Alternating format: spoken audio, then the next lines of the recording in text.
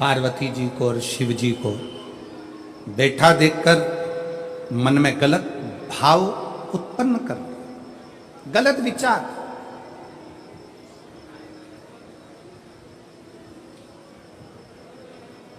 गलत सोच। किसी किसी को पूजन करते समय भी गलत गलत विचार आते हैं, किसी किसी को मंदिर जाते समय गलत गलत विचार आते हैं, किसी किसी को मंदिर में पूजन करते करते गलत गलत विचार आते हैं, किसी किसी को पूजन करते समय गंदगी दिखती है, गलत विचार आते हैं, स्त्री के बारे में, पुरुष के बारे में, उसकी अवस्था के बारे में, उसके नग्न स्वरूप के बारे में, उसकी चित्त वृत्ति में गलत गलत दृष्टियां आने लगती हैं।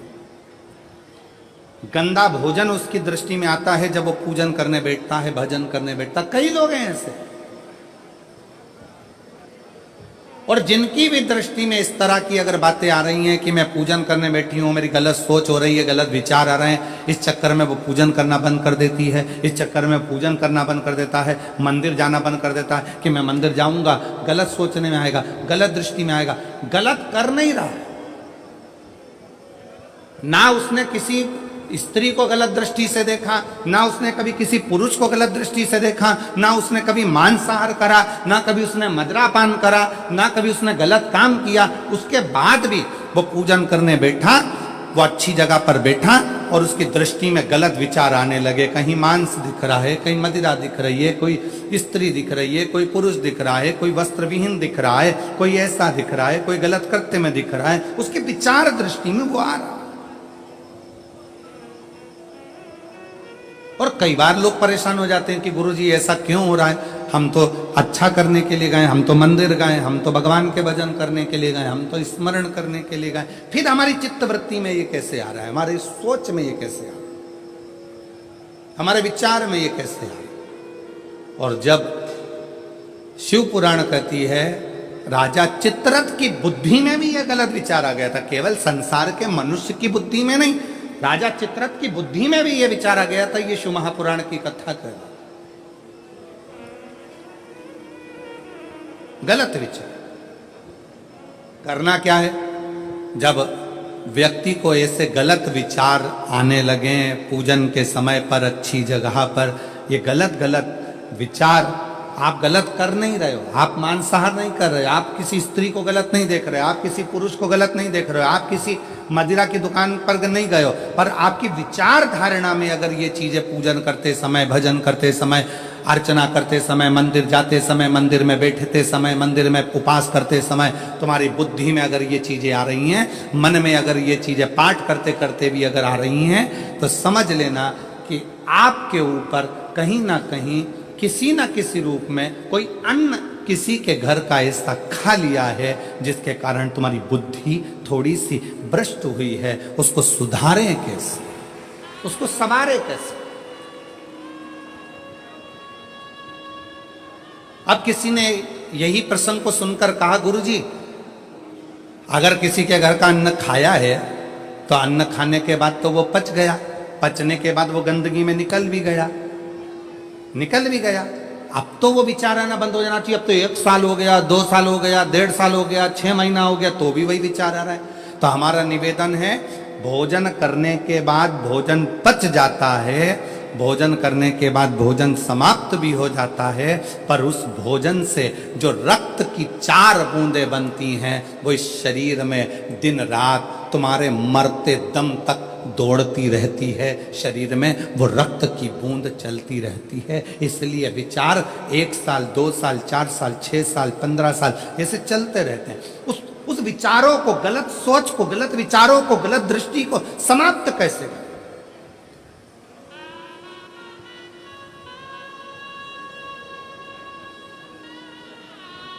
राजा चित्ररथ का चरित्र कर, तब राजा चित्ररथ ने गलत विचार से पार्वती जी और शिव जी को देख लिया, गलत विचार से। शिव जी कुछ नहीं बोले, कुछ, पर पार्वती मैया ने राजा चित्ररथ को श्राप दे दिया, श्राप। तू शिव जी का इतना बड़ा उपासक होकर, शंकर भगवान का इतना बड़ा भजन करने वाला, इतना भक्ति में डूबने वाला, इतना स्मरण करने वाला राजा चित्ररथ, तू शिव जी का इतना उपासक होने के बाद भी तूने माता और पिता को गलत भाव से देखा है, इसलिए तुझे असुर बनकर जन्म लेना पड़ेगा, राक्षस बनकर। फिर वो चित्ररथ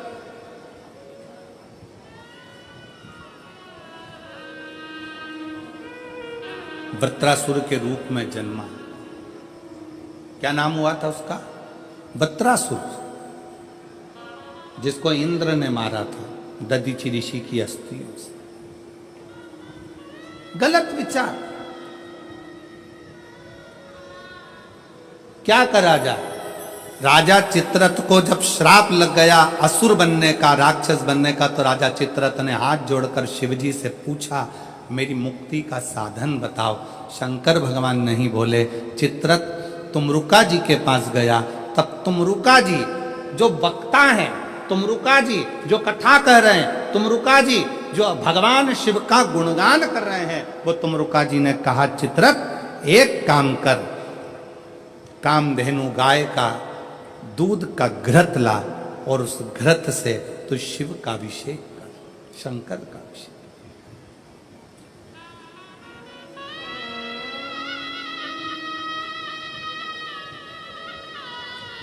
मेरी जीजियों, मेरे जीजाओं, मेरी बेटियों, बेटाओं, मेरी माताओं, मेरे भाई, मेरे बांधव, अपने को भी अगर गलत विचार आते हो, पूजन के समय पर पाठ करते करते गलत जगह पर अपना मन जा रहा हो, तो 5 प्रदोष एक कटोरी में 1 चम्मच घी गाय का, देसी गाय का 1 चम्मच घी, 1 चम्मच भी ना हो तो आधी चम्मच घी, आधी चम्मच भी अगर घर में ना हो तो 2 बूंद घी, 2 बूंद भी ना हो तो देसी गाय का 1 बूंद घी अपनी हथेली में मध्य में लगाकर, जो शंकर भगवान का,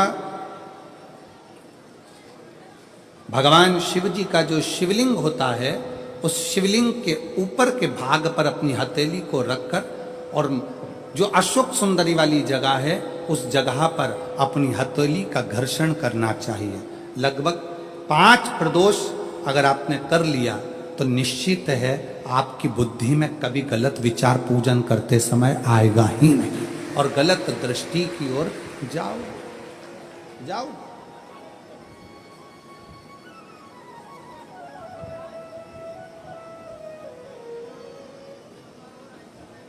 वेद लक्षणा गाय, देसी गौ माता का घृत जीवन को एक आनंदता देता है, आनंद।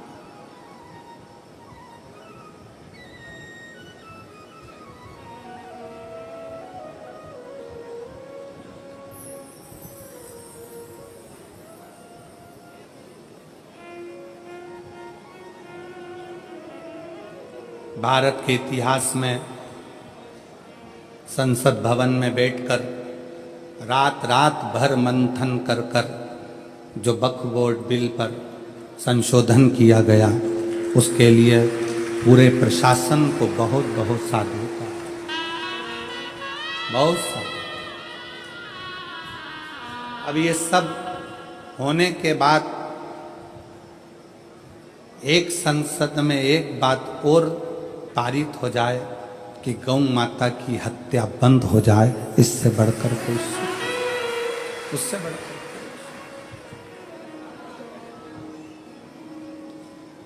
गौ माता का, देसी गाय का घृत, वेद लक्षणा गाय का 1 बूंद घृत हाथ की हथेली पर लगाकर शिवलिंग के ऊपर और अशोक सुंदरी की जगह पर घर्षण करने से जो गलत विचार, गलत सोच, गलत दृष्टि, गलत भाव, ये समाप्त हो जाता,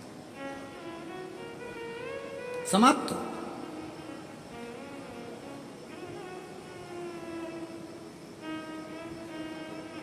जिसने दिल से शिव की आराधना, राजा चित्ररथ ने पूछा है,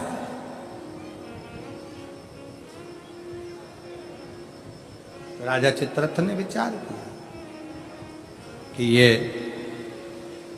राजा चित्ररथ कह रहे हैं कि मुझे बताओ कि मेरी मुक्ति कैसे हो, मोक्ष कैसे हो।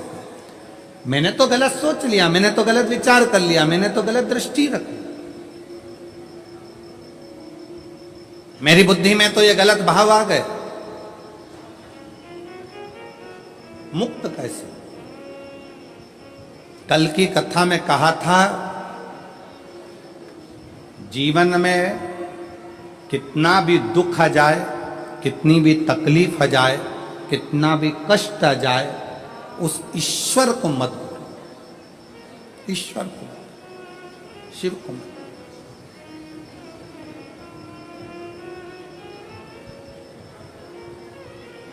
श्री शिवाय नमस्तुभ्यम। गुरु जी के उपाय और जानने के लिए हमारे चैनल को सब्सक्राइब जरूर करें। धन्यवाद।